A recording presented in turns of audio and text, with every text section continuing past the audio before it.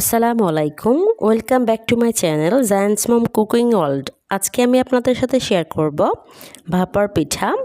শীতকালে কিন্তু সবারই বাসায় কম বেশি ভাপার পিঠা তৈরি করা হয়, তাই আমিও তৈরি করেছি। আর দেরি না করে চলেন দেখানো যাক। এখন একটি মিক্সিং বলে নিয়ে নিচ্ছি 3 কাপের মতো এখানে চালের গুঁড়া।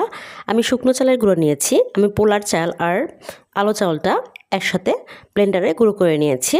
এখন দিয়ে দিচ্ছি স্বাদ মতো লবণ।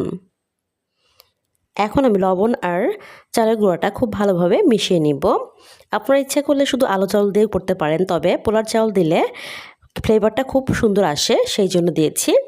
মিশিয়ে নিয়েছি। এখন আমি একটু একটু কুসুম গরম পানি দিয়ে চালের গুঁড়ো একটা ময়াম বানিয়ে নিব।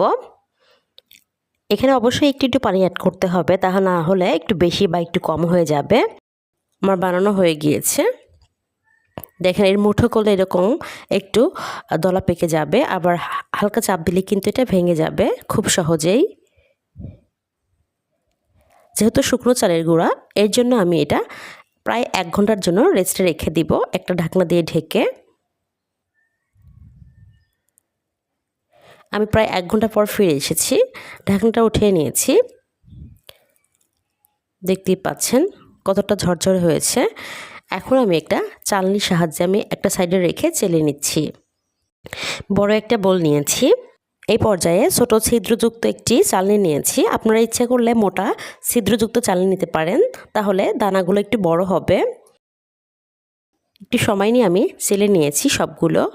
দেখতেই পাচ্ছেন এরকম মিহি দানা হয়েছে। এখন আমি একটা সাইডে রেখে আরও কিছু উপকরণ আমি নিয়ে নিব। এখন নিয়ে নিচ্ছি গুড়। এখানে আমি পাটালি গুড় নিয়ে নিয়েছি খেজুরের।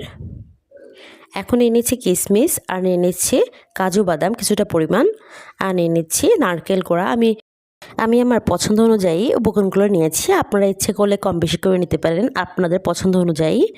এখন নিয়ে নিচ্ছি একটা নেট। এই নেটে আমি আজকে ভাপা পিঠাটা বানাবো। আমি একটি নতুন মশারি কেটে নিয়েছি। আপনাদের কাছে যদি এরকম জাল না থাকে, তবে আপনারা হালকা কাপড় নিতে পারেন, তবে সাদা নেওয়ার চেষ্টা করবেন। আমি এখন এখানে কিছুটা পরিমাণ চালের গুঁড়ো দিয়ে সমান করে নিয়ে তারপরে কিছুটা পরিমাণ গুড়ের লেয়ার দিয়ে দিব। আমাদের এখানে ভাপার পিঠা বানানোর এই ঢাকনাকে বলে কটোরা। আপনাদের ওখানে কি বলে প্লিজ কমেন্ট সেকশনে জানাবেন। এখন আমি গুড়ের লেয়ার দেওয়ার পর দিয়ে দিচ্ছি সেই নারকেল কোড়া। এখন আবার চালের গুঁড়ো দিয়ে দিচ্ছি। একটু সমান করে নিব। আপনারা যদি আমার চ্যানেলে নতুন হয়ে থাকেন, প্লিজ সাবস্ক্রাইব করবেন। এখন আবার আমি গুড়ের লেয়ারটা দিয়ে দিব। যেহেতু বাসায় বানাচ্ছি, সেই জন্য একটু ভালো করেই বানানোর চেষ্টা করছি, তাহলে খেতে বেশি ভালো লাগবে। আপনারা ইচ্ছে করলে একটা লেয়ারও করতে পারেন। অল্প পরিমাণ চালের গুঁড়ো দিয়ে আমি আরেকটা লেয়ার বানিয়ে নিয়েছি। এখন আমি এখানে দিয়ে দিব কিশমিশ। কিশমিশ আর কাজু কিন্তু টোটালি অপশনাল, এটা সৌন্দর্যের জন্য দিচ্ছি, আপনারা এটা নাও দিতে পারেন।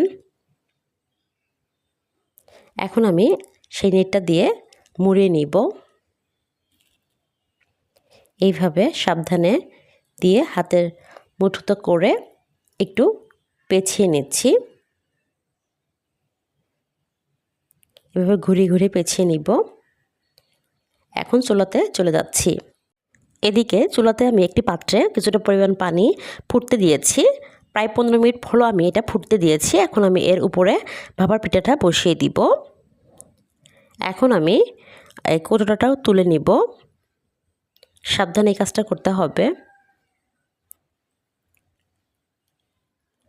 আমি উপর থেকে কৌটোটা তুলে নিচ্ছি। এখন আবার আমি নেটটা এভাবে মুড়িয়ে মাঝখানে রেখে দিচ্ছি। খুব বেশি নড়াচড়া করলে কিন্তু পিঠাটা ফেটে যাবে। আমি প্রায় 2 মিনিট সময় এটা ভেজে নিয়েছি। খুব বেশি সময় লাগবে না, 1 থেকে 2 মিনিটের মধ্যে হয়ে যাবে। দেখতেই পাচ্ছেন পিঠাটা হয়ে গিয়েছে। একে একে আমি অনেকগুলো পিঠে ভেজে নিয়েছি। এখন একটি সার্ভিং ডিশে নিয়ে নিচ্ছি। দেখতেই পাচ্ছেন পিঠাগুলো কিন্তু ফেটে যায়নি। গরম গরম ধোয়া ওঠা এই পিঠাগুলো শীতকালে খেতে কিন্তু বেশ মজা লাগে। আমার ভিডিওটি ভালো লাগলে প্লিজ লাইক কমেন্ট শেয়ার করবেন। আর যারা আমার চ্যানেলে নতুন, তারা প্লিজ আমার চ্যানেলটা সাবস্ক্রাইব করবেন নতুন নতুন ভিডিও পাওয়ার জন্য। আর যারা অলরেডি সাবস্ক্রাইব করেছেন, তাদেরকে অসংখ্য অসংখ্য ধন্যবাদ। সবাই খুব ভালো থাকবেন। আসসালামু আলাইকুম।